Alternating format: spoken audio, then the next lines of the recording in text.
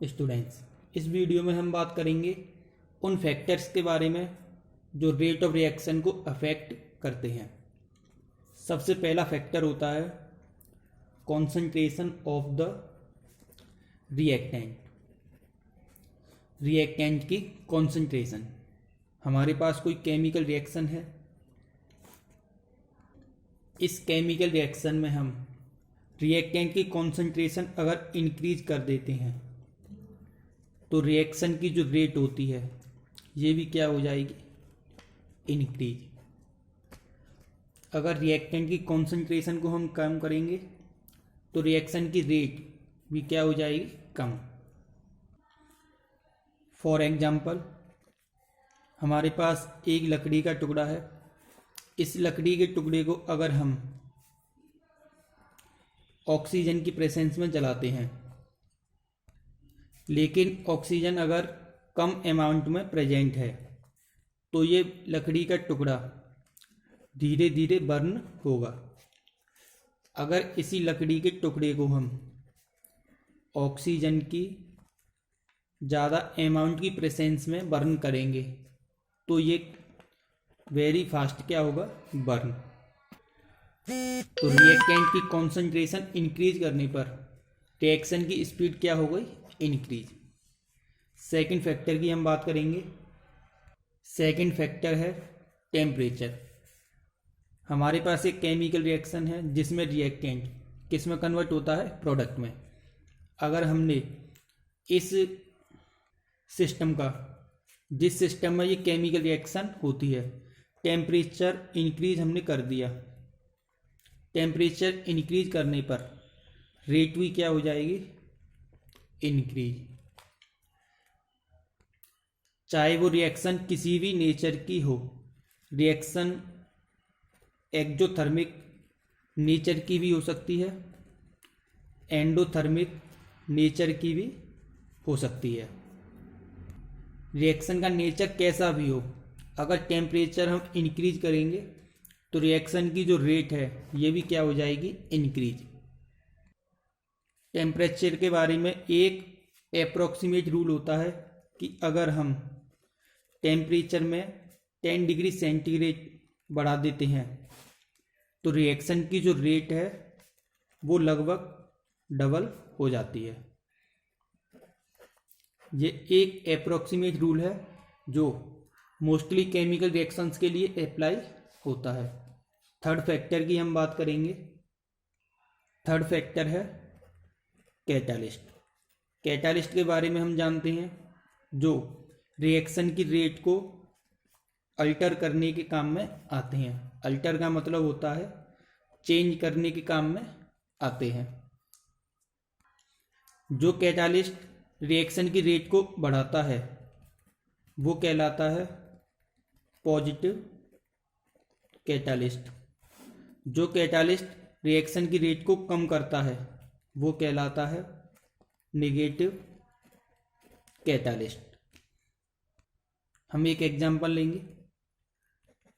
Hydrogen और oxygen room temperature पर आपस में कोई भी रिएक्शन नहीं करती, लेकिन अगर प्लेटिनम कैटालिस्ट प्रेजेंट होता है तो ये दोनों आपस में कंबाइन होकर वाटर फॉर्म करती हैं।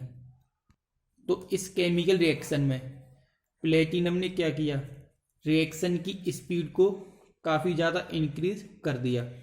जब पहले प्लेटिनम नहीं था तब तो ये कंबाइन नहीं होती थी, लेकिन जैसे ही हमने प्लेटिनम लिया, हाइड्रोजन ऑक्सीजन आपस में मिलकर क्या फॉर्म करते थे, वाटर। अब हम बात करेंगे फोर्थ फैक्टर की। फोर्थ फैक्टर है सरफेस एरिया। एक इम्पोर्टेंट ये फैक्टर है। सरफेस एरिया किसका, रिएक्टेंट का। अगर रिएक्टेंट का सरफेस एरिया इंक्रीज हम करते हैं तो रेट भी क्या हो जाएगी, इंक्रीज। फॉर एग्जाम्पल, हमारे पास एक लकड़ी का टुकड़ा है। जब इस लकड़ी के टुकड़े को हम बर्न करते हैं तो ये टुकड़ा धीरे धीरे बर्न होता है। जब इस लकड़ी के इसी टुकड़े को 2 पीस में हम डिवाइड कर देते हैं इस तरीके से, जैसे इसे 2 पीस में डिवाइड किया, सरफेस एरिया इंक्रीज हो गया नई सरफेस बनने से। जब इस 2 टुकड़ों को हम बर्न करते हैं तो ये कैसे बर्न होते हैं? फास्ट इसके कंपैरिजन में। तो सरफेस एरिया बढ़ाने से रिएक्शन की स्पीड भी इंक्रीज हो जाती है। जब इन टुकड़ों को हम और छोटे टुकड़ों में डिवाइड कर देते हैं इस तरीके से,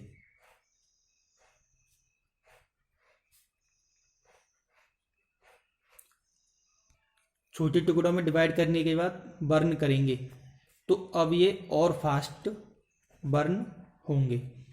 जैसे जैसे हम रिएक्टेंट का सरफेस एरिया बढ़ाते जाएंगे, रिएक्शन की स्पीड बढ़ती जाएगी। 5th फैक्टर है रेडिएशन। हम जानते हैं रेडिएशन में क्या होते हैं? फोटॉन्स, जिनकी अपनी क्या होती है? Sufficient energy. फोटोन की एनर्जी किस पर डिपेंड करती है? E=h फ्रीक्वेंसी पर। कुछ केमिकल रिएक्शन ऐसी होती हैं जो रेडिएशन की प्रेजेंस में ही होती हैं। फॉर एग्जांपल हाइड्रोजन और क्लोरीन को जब हम मिक्स करते हैं तो इनके बीच में केमिकल रिएक्शन होती है वेरी स्लो। लेकिन हाइड्रोजन और क्लोरीन के मिक्सचर को जब हम लाइट की प्रेजेंस में रखते हैं तो हाइड्रोजन और क्लोरीन तेजी से रिएक्शन करके हाइड्रोजन क्लोराइड गैस में कन्वर्ट हो जाती हैं, क्योंकि इस लाइट रेडिएशन के पास क्या थे? सफिशिएंट एनर्जी के फोटॉन्स, जिनकी वजह से हाइड्रोजन और क्लोरीन तेजी से रिएक्शन करके HCl में कन्वर्ट हो जाते हैं। तो ये हुए फैक्टर्स जो रेट ऑफ रिएक्शन को इफेक्ट करते थे। अब हम इस चैप्टर का एक इम्पोर्टेंट टॉपिक पढ़ेंगे, रेट लॉ, मोस्ट इम्पोर्टेंट। इससे पहले वाले वीडियो में हमने किसी भी केमिकल रिएक्शन की रेट निकालने का एक तरीका सीखा था कि जैसे एक केमिकल रिएक्शन ये गिवन है, इस केमिकल रिएक्शन की रेट को कैसे डिटरमाइन करेंगे? Rate is equal to minus delta R upon delta T या फिर delta P upon delta T। तो केमिकल रिएक्शन की रेट को निकालने का ये तरीका हमने सीखा था। रेट लॉ से हम किसी भी केमिकल रिएक्शन की रेट को निकालने का दूसरा तरीका सीखेंगे, second method to determine rate of reaction. ये फर्स्ट मेथड हो गया था टाइम के रेस्पेक्ट वाला, जो हमने पहले वीडियो में देखा था। सेकंड मेथड किससे सीखेंगे हम? रेट लॉ से। फॉर एग्जांपल कोई केमिकल रिएक्शन गिवन है, A प्लस B आपस में मिलकर क्या बनाते हैं? प्रोडक्ट। रेट लॉ से इस रिएक्शन के लिए रेट इक्वेशन हम लिखेंगे, रेट इज इक्वल टू के को बोलेंगे रेट कांस्टेंट। रेट कांस्टेंट लिखने के बाद कॉन्सेंट्रेशन ऑफ रिएक्टेंट्स, रिएक्टेंट कितनी है हमारे पास? 2, A और B। रेट लॉ में प्रोडक्ट से हमें कोई भी मतलब नहीं होता, केवल मतलब होता है रिएक्टेंट से। रिएक्टेंट के ऊपर हम इंडिपेंडेंट पावर लगाएंगे P और Q। P और Q ये दोनों क्या होती हैं? इंडिपेंडेंट पावर्स, जिनकी वैल्यू को डिटरमाइन हम सिर्फ एक्सपेरिमेंटली कर सकते हैं, बाय एक्सपेरिमेंट। तो रेट लॉ में हमें सिर्फ रिएक्टेंट की कॉन्सेंट्रेशन से मतलब होता है, किसी भी और टर्म से हमें मतलब नहीं है। हम एक और एग्जांपल लेते हैं। एक केमिकल रिएक्शन गिवन है, 2x प्लस 3y आपस में मिलकर क्या बनाते हैं?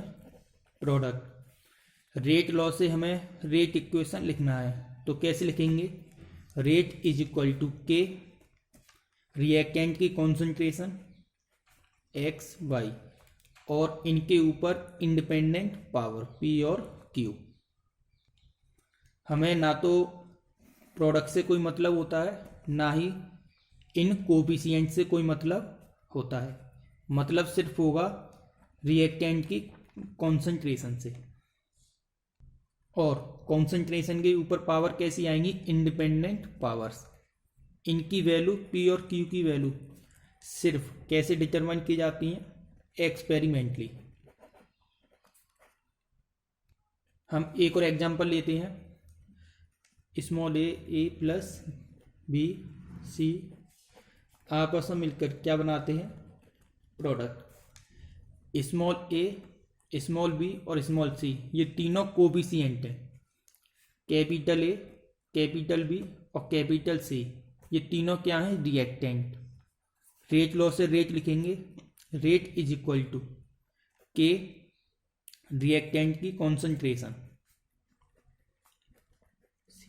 इन कोफिशिएंट से हमें कोई मतलब नहीं है, इस प्रोडक्ट से भी हमें कोई मतलब नहीं है।